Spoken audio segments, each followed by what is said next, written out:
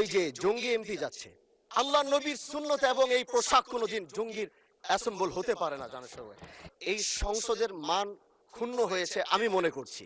দক্ষিণ প্লাজা থেকে যখন আমি ভিতরে ঢুকবো, একদম কাছাকাছি পিছন থেকে কেউ একজন আমাকে সম্বোধন করছিল, ওই যে জঙ্গি এমপি যাচ্ছে।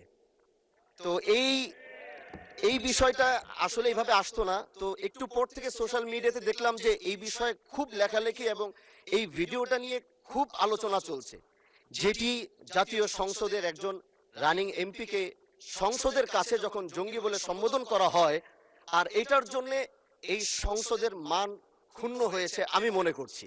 এজন্য আমি আপনার কাছে একটি অনুরোধ করব, আমাকে জঙ্গি বলার কারণটা আমি যতটুকু মনে করলাম যে আমার মাথায় একটি পাগড়ি রয়েছে এবং আমার চলায় সাদা পাঞ্জাবি সুন্নতে রাসূল রয়েছে, এটার জন্য হয়তো তিনি আমাকে ওইভাবে জঙ্গি বলে সম্বোধন